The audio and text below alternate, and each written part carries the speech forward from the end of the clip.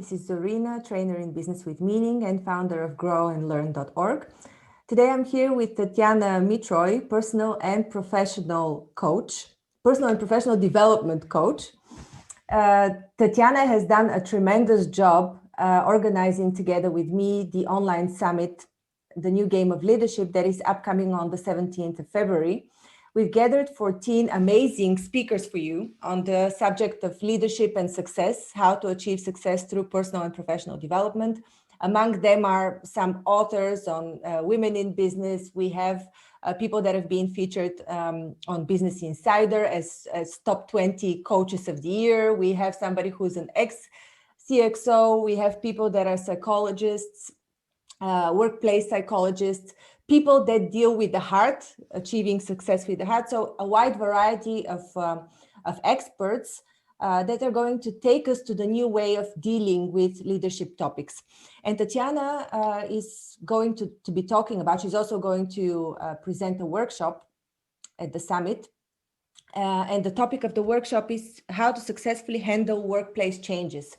So today, this is what we're going to be talking about, but we're going to be focusing on the challenges rather. And in the workshop, she's going to give concrete steps and tools of how to actually deal with them. Hi, Tatiana, and a tremendous thank you for doing everything that you've done so far and whatever you're doing, helping people, and also for organizing the summit. Thank you, Zorina. Thank you for having me. It's my pleasure. And I'm really honored to have organized with you this online summit because there are many changes that we are facing nowadays in the context of the COVID, and in the workplace. There are significant challenges that people deal with, and I think it's highly needed. So I'm very grateful that we could support on this, bring some support on this. Awesome. And for anybody who hasn't registered yet, it's free to register until the end of the summit. The end of the summit is 3rd of March, but it's going to be ongoing. So we're going to have live calls with these top speakers between the 17th of February and the 3rd of March. And you can register for all of them for free.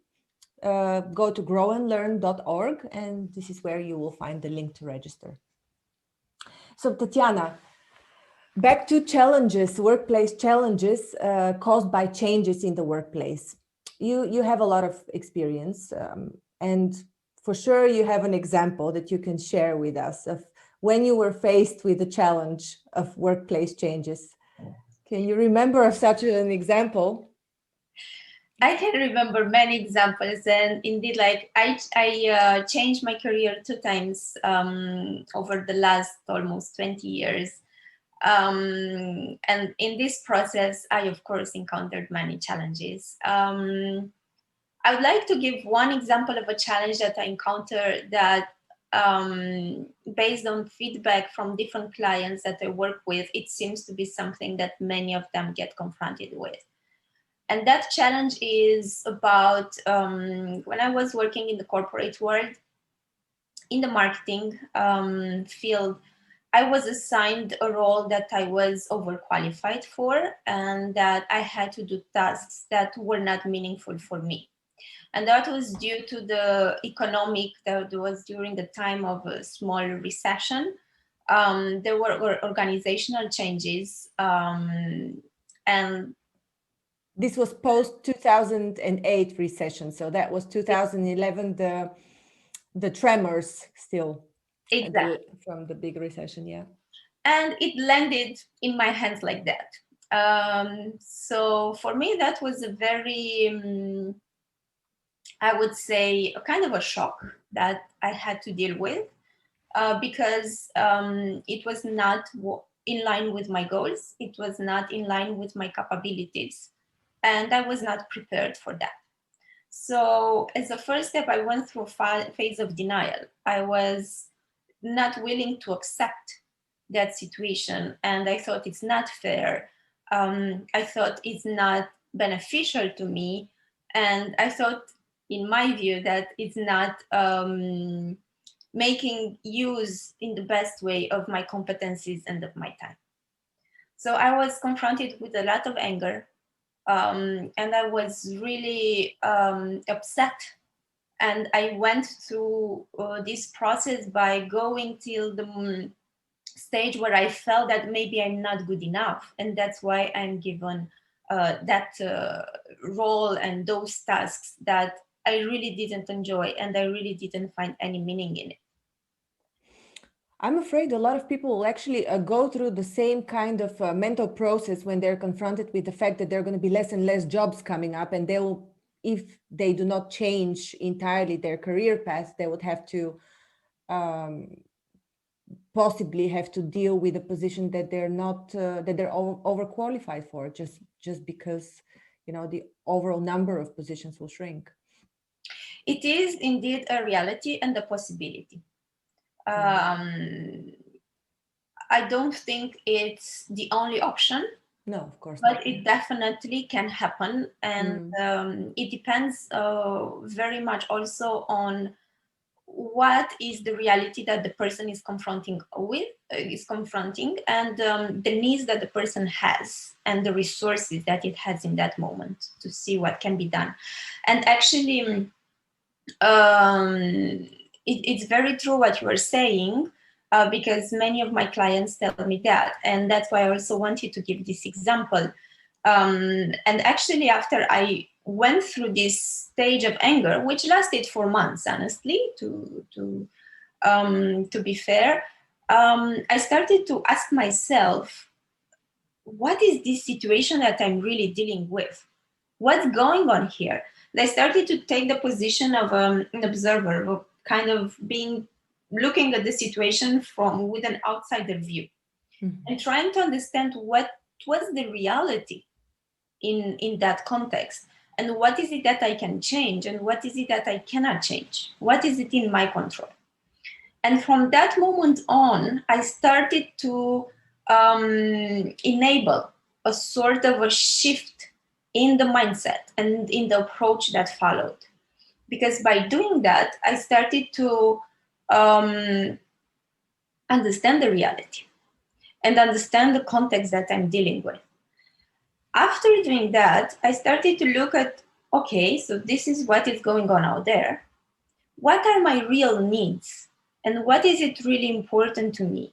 And I realized that one of the things that triggered me the most was that I felt that there was no meaning. And I thought that because I was given that role, it meant that I'm not good enough.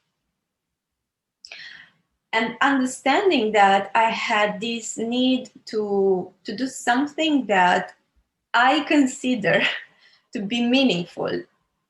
It didn't mean that the company thought that that job itself is not meaningful for them.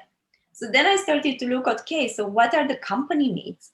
And I realized that in that context, with that crisis that we are dealing with, for the company, the role that was assigned to me and the tasks that were given to me were really important and meaningful.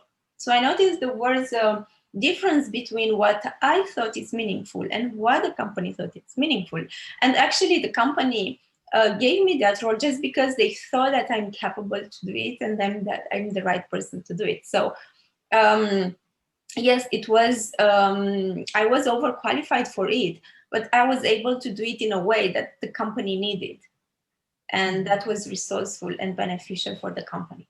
So while I was trying to say, okay, so I still need to feel there is meaning in what I do, the company needs me to do this. How can I bring some meaning to what I do? So what I did, I started to shift perspective towards what are the new possibilities in this reality and in this context that I'm dealing with. So in that moment, I started to open up and to be creative. Like I moved from, there is a problem, there is an issue, I'm not accepting it, to, okay, I am accepting, I understand, I know what's going on, and I know what I need. And how can I create what I need in this context? So the creativity started to come into play, and I started to add meaningful activities and tasks in my daily work. in addition to what I was doing. And sometimes I shifted the way I used to do certain things in a way that it created more meaning for me. And did the company notice, though, that you were doing something extra outside of your job? And did they appreciate, or did they at least notice that you were doing something extra? Yes, the company noticed. But to be frank, in that case, it was also a matter of me kind of helping them see the value of that. Because to be frank, people at work are all busy with their own thing. If you do something more or something different, that's great. It's not the case for everyone to really look at all the everything that you are doing and to praise you all the time. So sometimes it's also about being proactive and helping the other person see the value that you bring. So in my case, it was also something that I did. I helped the key people involved to also see the meaning of the work that I was doing in addition. And that was very beneficial because in the end, after quite a short time in the context that I was dealing with, I was promoted to a role that was more in line with my capabilities. So that in the end proved to be a short time and proved to be beneficial for the company. And most importantly, it was also beneficial for me, even if in the first place, I didn't really realize that. Awesome. Thanks for this story. It's inspiring, Tatiana. and as far as I know, because I kind of know this story, you were promoted not once, but a few times within a short period. It was not the only promotion. Yeah. Yes, but this was my case, and I was very grateful for how it opened up for me. And I think, like, reflecting back on the learnings that I had in this experience, I would say that sometimes we want change, sometimes we don't want. But in any case, change is a sort of discomfort that we have to go through. No matter what change we are dealing with, there is a sort of discomfort that is involved, and that is okay. That is a good sign. Of course, this discomfort needs to be in a tolerable level, because if there is too much, you can get to a level of that is hurting you and damaging you. But if there is in a level that is supporting your growth, then it is beneficial. So we need to be patient, and we need to understand that discomfort is part of the growth and change process. The second learning is that when you go through a change and through this discomfort, it takes you closer towards something that is better for you. And it is also indicating a growth opportunity for you. It is taking you towards a better version of yourself. But in that case, we need to be patient, because it's easier to say than to do. And that's why sometimes, and one of the other learning that I have from this experience is that it's beneficial to have support. I personally went through some changes in my life without having any support. And yes, I managed to go through them, but the process was longer and more painful. And then, thanks to the learnings that I had other changes that I went through where I asked for support, the support of a coach, the support of a mentor. And that made the process much smoother and easier for me. And the support does sometimes can be in the form of a coach, a trainer, a training program, mentor, but can be also a book, can be something inspiring, can be something that resonates with you. But it's very, very important to have a support to make the process smoother. Great. Thank you so much, Tatiana. So you will be talking about concrete steps again on how to deal with workplace changes, the challenges in the workplace changes. And this is only one example that you gave of landing a job that is below your qualifications. Of course, there are many other options where you could face workplace changes, but you're going to address these issues in the workshop. So again, do sign up. It's free on grownlearn.org. I'll put the exact link below. Tatiana, any last words? I I'd like to congratulate everyone for having faced all these changes that we are dealing with around the world during this time. And I would be happy to meet as many as you during the workshop. Thank you. Thank you so much. Thank you, Zarina.